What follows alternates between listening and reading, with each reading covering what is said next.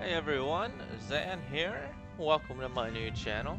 And today we're going to be playing some Hearts of Iron 4.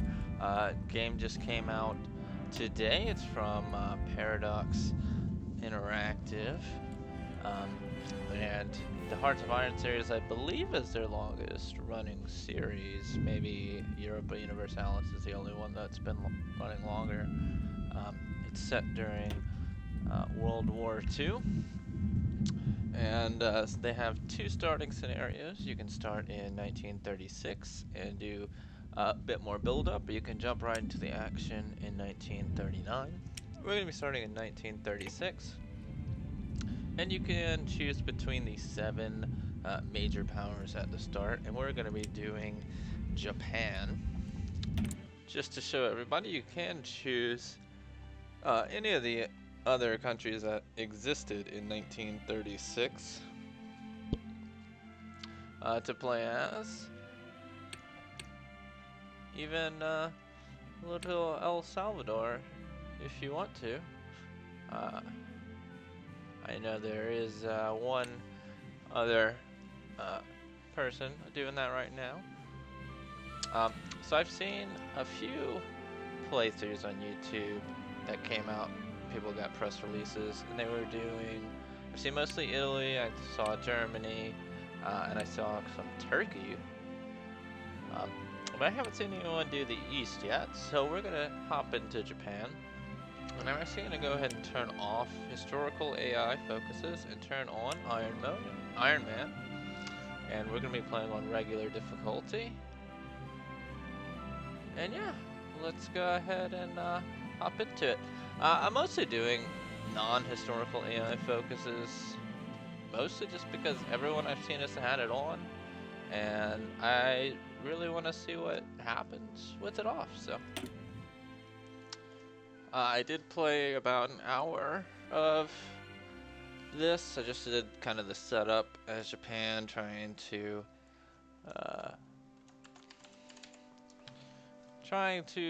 learn the game a little bit before I started recording. Anyway, I don't have a fancy title for this playthrough, so we're just gonna call this Japan. And I guess we'll go local, not that it makes that much of a difference. This first video is just gonna be a lot of doing setup work. Not too much playing, if any, really at all. First things first, take a look at our politics here. We're a fascist nation, which means that when we're at war with another major, so the UK, France, the US, Soviet Union, or Italy or Germany, if we decide to go down that route, we would get an 80% reduction in the time it takes to justify a war, which basically is how you go to war in this game. Fascist Hirohito is our leader, which if I were an AI, I would have a negative 40 modifier to call ally desire. We start with the national spirit state Shintoism, which gives a negative 10% vulnerability to factory bombing and a 10% increase in division recovery rate. And we're going to go into our national focus tree, and we're going to go all the way to the right here and start with spiritual mobilization, because as you can see, you can get a 5th research slot extremely quickly with Japan, which I think is pretty overpowered.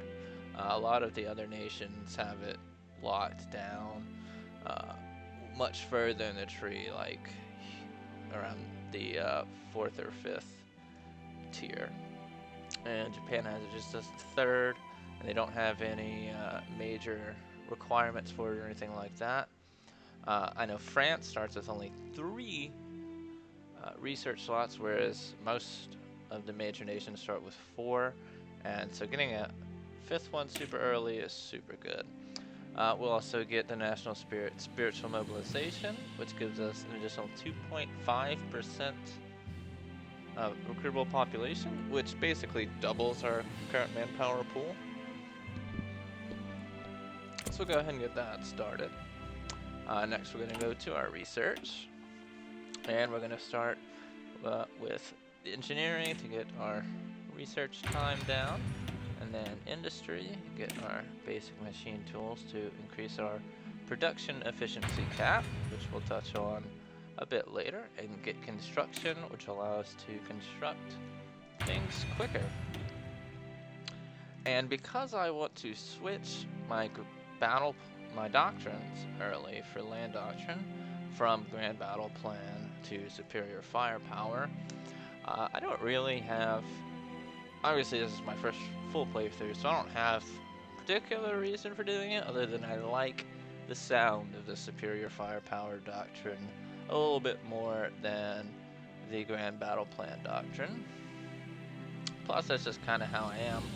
I like to focus on throwing shells, not men, because manpower is precious and bullets are cheap. So, that's what we're going to do. So we're going to go ahead and start with that early on before we get any bonuses to doctrine research speed. Well, you notice I do have 1%. Hold on, let me check. Make sure it saves good. It seems kind of loud on mine. See, I do have 1% reduced research time. That's because if we go back, my trade laws give me that bonus.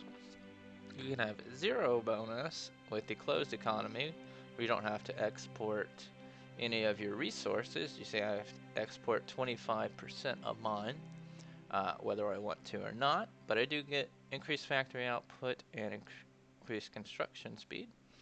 I imagine, I don't know for a fact, that the US probably has free trade, which gives them a 10% research time reduction, 15% faster construction speed, and 15% higher factory output, but they do have to spend, that does cost them 80% of their resources. Now, if you are the US, wrong button, this one, and you have nigh unlimited resources, like 600 oil just in Texas, another 350 in California, 112 steel in Tennessee, 200 steel in Wisconsin, a good supply of aluminium throughout, as well as tungsten, and actually it looks like they don't have that much chromium. But anyway, that doesn't hurt you too much to have 80% out, because you do get civilian factories in return for that. Anyway, we'll go to our construction screen now, and Japan actually starts out with synthetic oil already researched, which is super nice, which means since we don't actually make, or we produce for oil, but we've got a large deficit of it, we're going to start building a couple of synthetic refineries to start off with, as well as get our civilian factories going a little bit more. That'll allow us to build more stuff, trade more stuff as well, to get a good, strong infrastructure going. We are going to produce a ton more infantry equipment, because you can see we already need 405, and most of our units, I believe, have the well, maybe not. I thought most of ours only had the basic infantry weapons. That appears not to be the case. I know our cavalry does have the basic equipment, but it looks like all of our infantry should actually have the upgraded weapons. So that's not a big deal. Sorry, still learning the interface here. So we're gonna bump that up. We're gonna increase our support equipment. Not that we really need too much right now, but we will at a future date. We are going to start building some aircraft. Let's get rid of these real quick. So currently we're making fighters and naval bombers. We also want close air support. And we want interwar bombers. just above naval bombers there. And was there anything else? Oh, I do want, I've got carrier naval bombers. I want carrier close air support. Let's go ahead and throw on carrier fighters as well. Most of these aren't going to actually be used that early on. But I like to, if you're already making a variant, well, first of all, the CAS and the naval bombers, I believe, are already the 36 versions. Yeah. So we are going to upgrade from the 1933 fighters to the 1936 fighters relatively early on to get our Air Force up and running. But when you do change out the fighters, similar production types, I'm struggling for the word, similar unit types here, you can swap these out. You lose less of your production efficiency. So when we're going to go from our interwar fighters to our upgraded fighters, we'll lose less of our production efficiency that we'll have built up here from producing them. Now, I'm only going to leave one. I might do that. And oh, that's what we need to do. We need to add artillery, which we're going to send all the way up to the top, have it just under weapons 1. And we'll put our remaining 2 for now. None of our templates currently actually use artillery, so it's not a huge deal. We do actually have a tanks research, but I don't really want to use them early on. Sorry. At least not until we get to the 1936 version, the HoI4. Just for a heads up, I am going to be trying my best not to butcher pronunciations, so I'm going to be trying my best not to pronounce anything. Anyway, now we're going to turn on our naval stuff, and we're going to bump the stuff that's going to take forever down. That would be the heavy ships. We're going to go ahead and, so currently we're doing 1.2 a year. We're going to bump it up to 2 a year, so that we'll get, we'll finish this in 2 years. Actually, we'll finish it before that, because the first one's almost done. And then, let's see, we've got 3 more remaining. So again, we'll get this up to just under 2 a year. And then we'll go ahead and put the second one here. We'll just do that. Now I am going to go ahead and trade for all the resources I need, which will speed up these, how long it's going to take to produce these drastically. Anyway, we're going to turn everything else back on now, make sure it's all sorted correctly. Oh, we do have one more thing to do here. Just so that whenever our dockyard's finished with the higher priority things, they'll drop down to the next.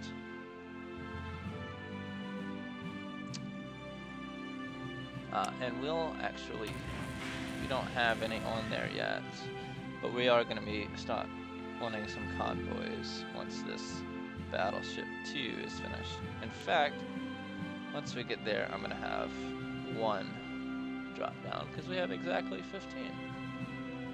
Anyway, let's go to trade. We need a bunch of oil. We're going to be trading with the United States heavily. In this situation, we need 22 oil. So, why is it say only giving us 16?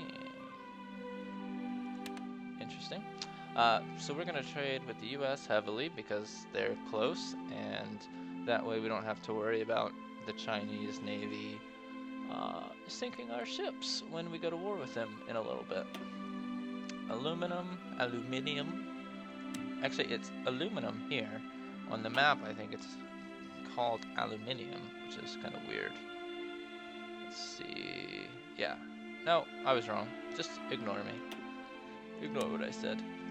So trade 2 there. We need rubber. We can only trade with the UK or the Netherlands. We'll just do the Netherlands. It doesn't really make a difference to me. We'll probably go to, if we go to war with either of them, it'll be the UK, so we'll do that, and then we're going to surplus everything, which I believe we'll go ahead and export on our way. Okay, so now we're going to start.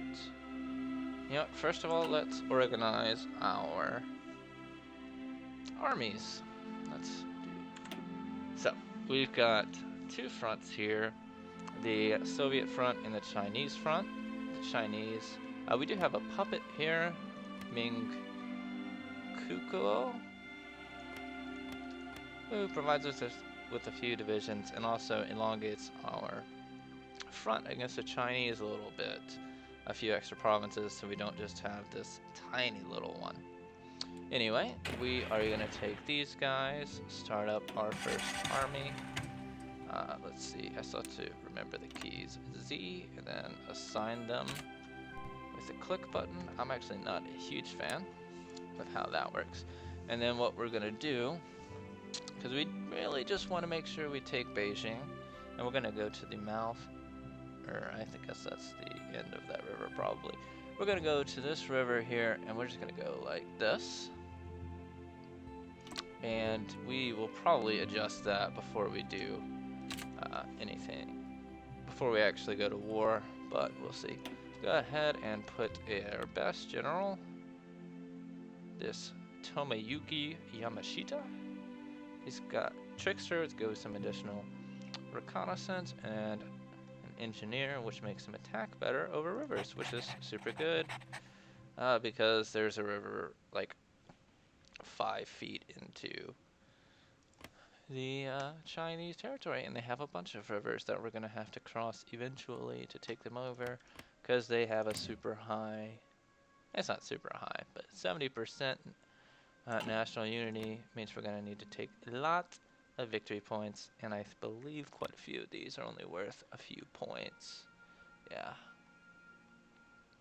Luckily, Beijing right on our border. Go away. I want to see how much Beijing is worth. Is worth 20 points, so that's kind of nice. So let's see, we've got motorized as well as our HoI4, which is our actually super powerful infantry. You can look and see we've got 4 stacks of 3. Most Germany I know starts with 3 stacks of 3. Plus we've got engineer companies and recon companies. Maybe it's not Germany, maybe it was Turkey that had 3-3. Anyway, some nations only start with a block of 9. We start with a block of 12 and 2 support companies, which is super nice. We're going to go ahead and turn high reinforcements on because that's more important than producing new units. We've also got the Dokuritsu Kansei Ryoden, which has a little bit of light tanks in it and just a little bit of infantry. I'm not really sure what the point of this is. I'm certainly not going to use it. I'll probably just wait until I get some army experience and change it pretty heavily. We start with a cavalry, which is just 2x3, pretty useless, but maybe we'll, once we unlock military police, we'll put that there. We start with the Jidusha Shidan, which is again 4x3 of the motorized infantry with engineer, recon, and support artillery. Super, super good, super fast. That's a great starting template. Start with some Marines, the Riku Sentai, which are only 2x3 with the engineers, but they'll be super useful if we take these troops down here and go for a naval landing in southern China. And then we do have the Chutan Chi Shidan, which are a reserve force with just 2x3, and actually Japan starts with like 1 million of them, which kind of sucks in my opinion. So let's see, these guys, are all the Chutu Shidan. I don't know if I pronounced that right. I probably didn't. I'm actually going to be getting rid of a lot of, actually all of this cavalry because I don't think it's useful. And I'm going to be getting rid of a bunch of the, that's not what I wanted. A bunch of the reserve guys, specifically the ones in on the mainland, because they start with a ton of them.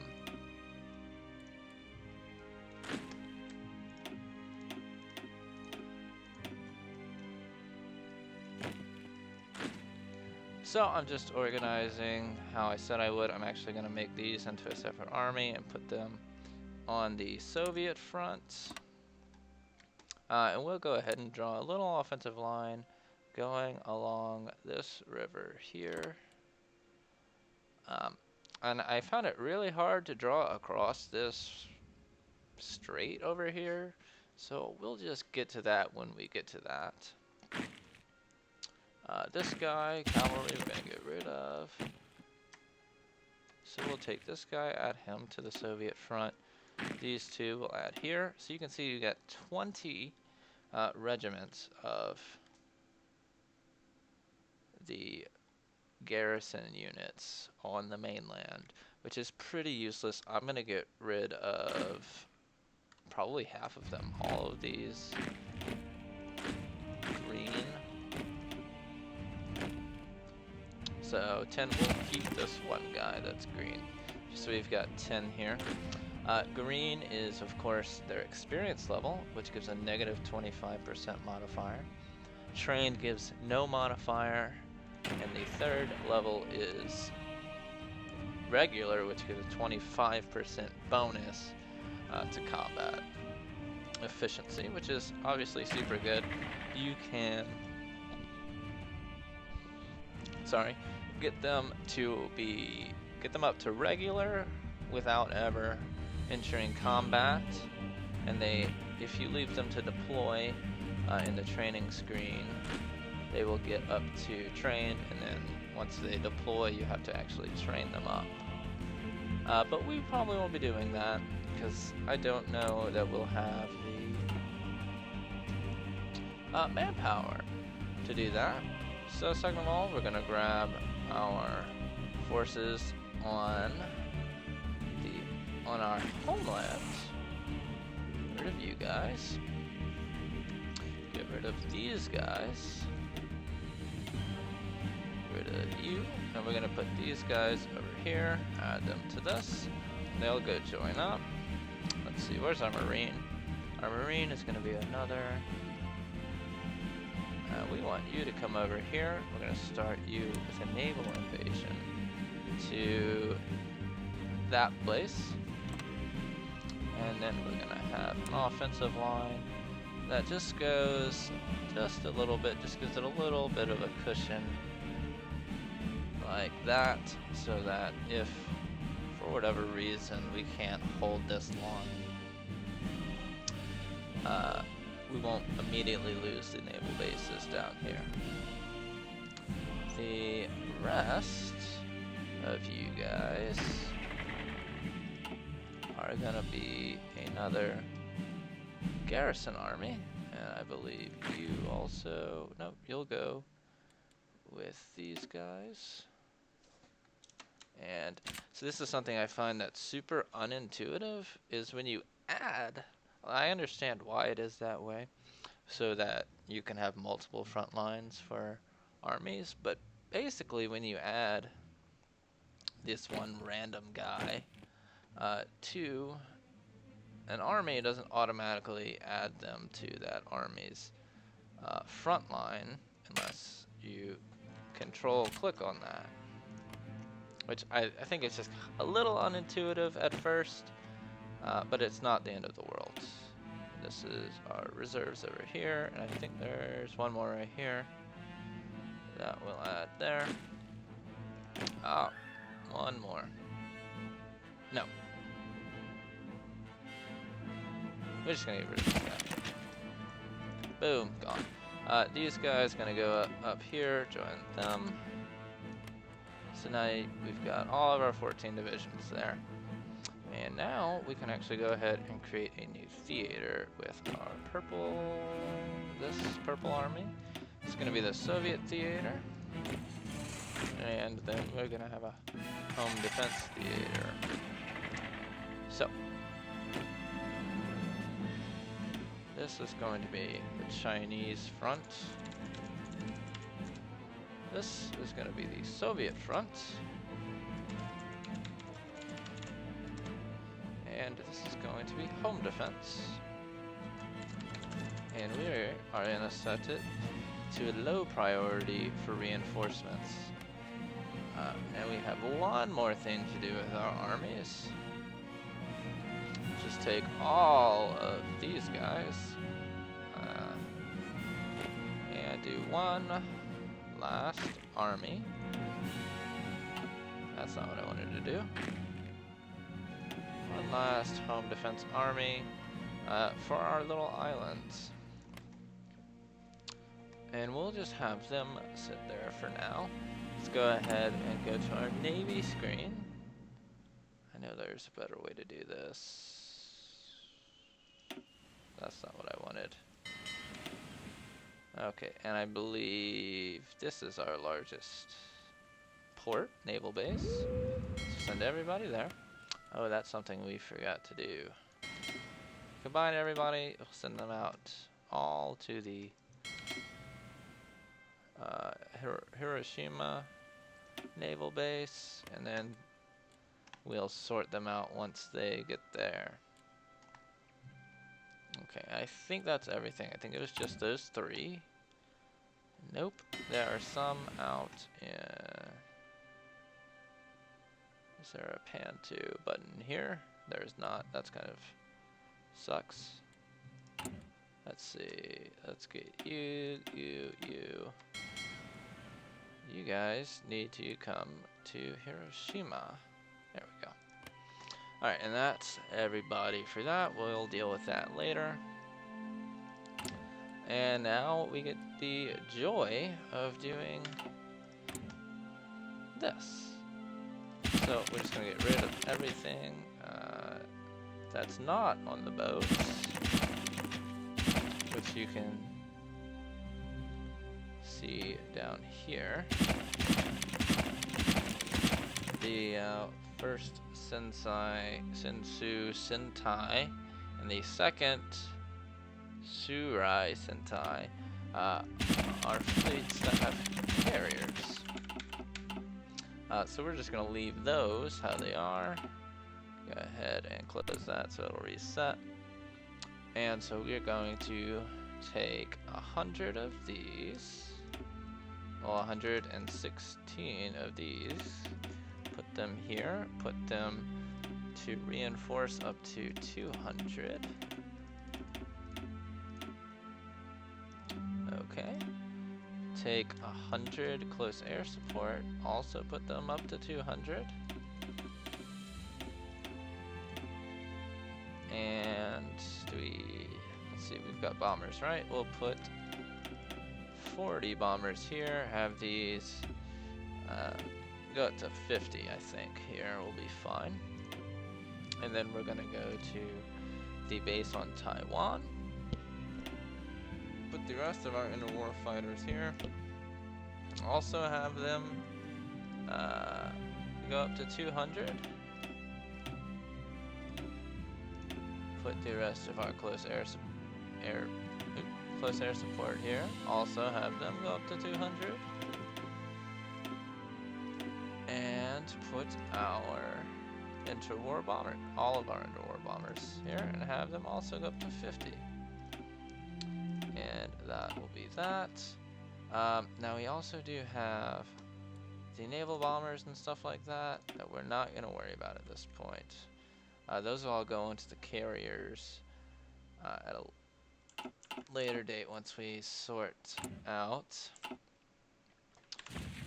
the Navy. One last thing, or two last things I'm going to do. I'm going to go ahead and put some units in to switch back to our fronts. What were these guys again? Oh, right. We're gonna go ahead and switch to recruitment. So we've got 14, and two of those are motorized.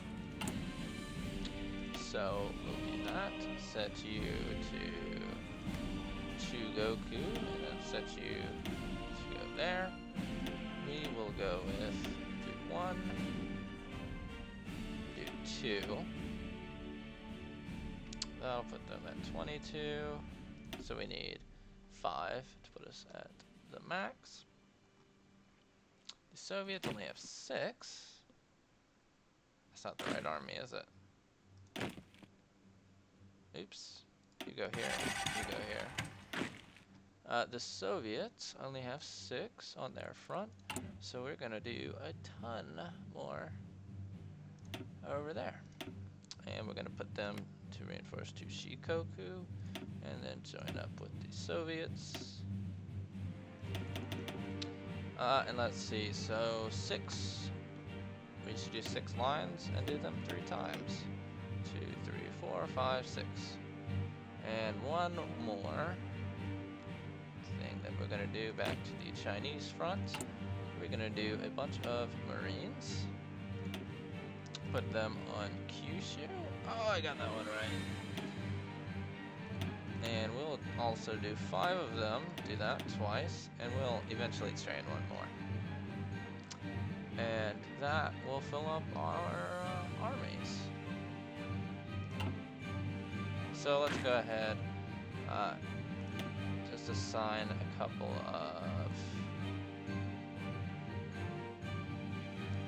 generals. I think we'll put the out of supply guy on the Marines, just in case there's any issues with that. The Soviets do I have a defensive guy? I don't believe so. Don't want you. So I guess we'll just go with Shonruku Hata. We'll go with him. We're not gonna put anybody on these guys. We'll go ahead and set up the garrison areas for these guys, which is basically just gonna be the non-front line of Korea and Manchuria. These guys, it's gonna be a little bit harder to make sure I get everything.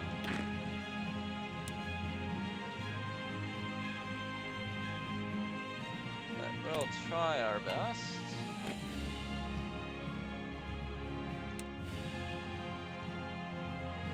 All of these little islands. I think we didn't actually put him in there. These little one island states are kind of a pain in the ass, if I'm being honest. But I believe it's to show that they're historically important. And we'll have these guys garrison the homeland. The spectacular Japanese homeland, with all of its super good victory points. Oop. That's also something that's annoying, is that you can still click on these while you're clearly trying to set up battle plans instead. Alrighty, so I believe that was everything we needed to do. That won't go away, we'll just get rid of that, and this should go away once we actually start playing the game, which we'll have to do next time because I'm way over time on this video. Thank you so much for watching. If you enjoyed the video, please hit the like button. If you want to see more, please subscribe. And if you have any suggestions on where to go from here, please leave a comment in the video below. Also, leave ideas for future playthroughs, because other than some of the other major nations and something like Poland, I'm not really sure what I shall play in the future. Anyways, thanks again for watching, and I'll see you again next time.